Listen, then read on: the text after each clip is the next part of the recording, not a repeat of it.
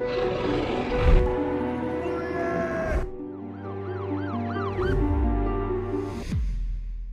following are two reincarnation stories. Nicola Wheater. When Nicola was just 5 years of age, she told her mother that she had lived a past life in the village of Hayworth near West Yorkshire in England. On her second birthday, she was given a toy dog which she named Muff and stated that it was the same name as the other dog she'd had before.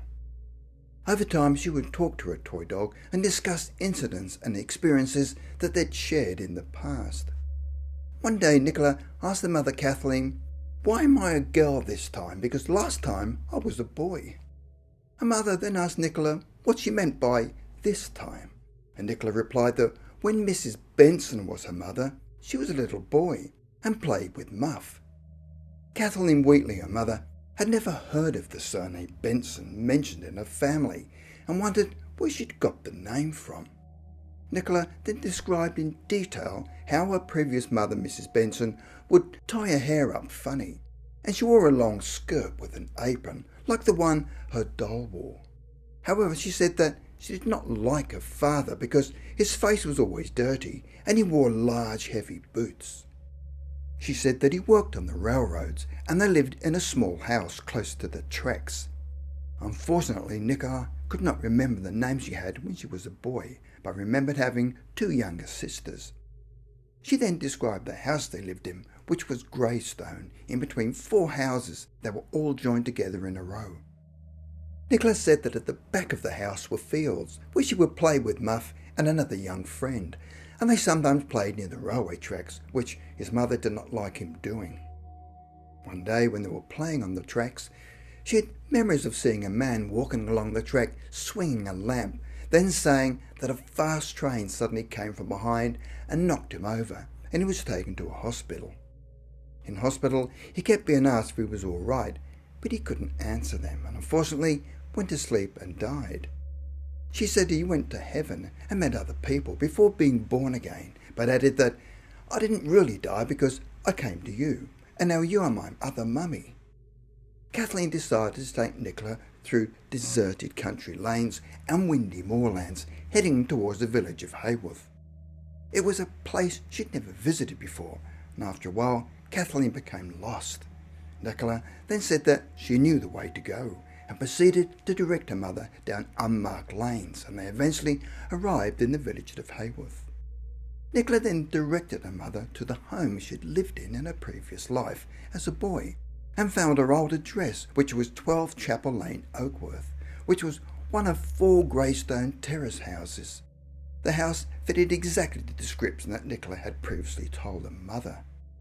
They then visited the Hayworth Parish Church to see if they could get any information on the Benson family. The rector of the parish said that the name Benson was not known in the parish, but nevertheless gave them permission to check the records for births, deaths and marriages, but told them it would probably be a waste of time. As Kathleen was checking the names on the records in the old books, she came upon the surname Benson and found an entry for the birth of a baby boy by the name of John Henry Benson, dated the 20th of June 1875. The father's name was Thomas Benson, a railway plate layer, and the mother's name was Lucy Benson. Kathleen then researched the archives at the City of Bradford Metropolitan Council offices with the help of a Mr. Ian Dewhurst. They checked the census records for the year 1881. The address of 12 Chapel Lane, Oakworth, showed Thomas Benson, 29 years of age, railway plate layer, wife Lucy, 30 years of age, daughter Hephzibah Benson, 3 years of age, and Sellers Benson, 6 months old. There was no mention of their boy John Henry Benson in the 1881 census, as you'd seen recorded in the church records, which suggests that he must have died before the census records were taken in 1881. The fact that Nicola had remembered having 2 sisters that were recorded in 1881 means that John Henry Benson must have died between 1880 and 1881, which would have made him only 6 years of age when he was fatally struck by a train. There appears to be no doubt that Nicola had recalled a past life as a boy who lived and died at the end of the 19th century. What other explanation could there possibly be? And how was she able to recall her previous signing of Benson and the location of the house? Jonathan Pike. When Jonathan was 3 years old, his family moved from Holbridge, Essex, England, to Priory Park near Prittlewell, close to Southend-on-Sea in the southeast of England. One day, his mother Anne and Jonathan were walking through a park and noticed some men gathering leaves and twigs and placing them onto a large pile before burning them in a large blazing brazier fire pit.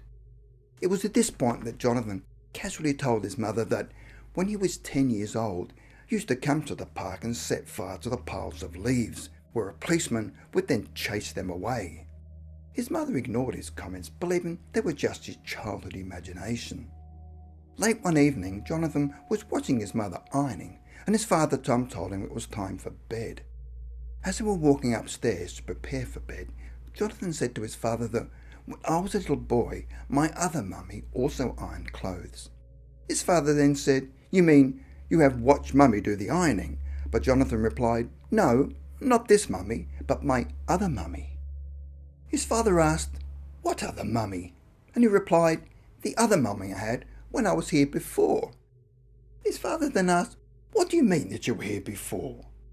Jonathan then said that he used to live here before, when he was a little boy the last time, with my other father and mummy. On another occasion, his mother took him on a bus ride, and they drove past some very large white houses in nearby Chalkwell, and Jonathan suddenly pointed to the houses and said that was where my Angela lived. His mother then asked him who Angela was, and he replied, "She's my wife." His mother then said, "How could you have a wife? You're only 3 years old." "Yes, but when I was here last time, I grew up to be a big man, and Angela was my wife." Jonathan said that when he'd been living before, he also had 2 children, a son and a daughter, who was also called Angela, after his wife, but could not remember the name of his son. Later that day, as they were returning home by the same route, they came to a crossroad where Crosby Road bisects the Ridgeway, and Jonathan became upset and agitated. "That's where my little Angela got killed by a car." His mother decided to make some inquiries about the incident and spoke to a Sergeant Ernie Dark of Southend, who remembered a fatal accident involving a child at that very spot about 30 years before, and remembered that the fatal accident had involved a girl. On another occasion, when Jonathan was riding on a bus with his mother, they approached a location between the Bell Public House and Cuckoo Corner, where Jonathan pointed to a large garage called Earl's Hall Motors and said, "That's where I used to work as a mechanic." Is this another fascinating case where a young English boy was able to recall a past life in detail?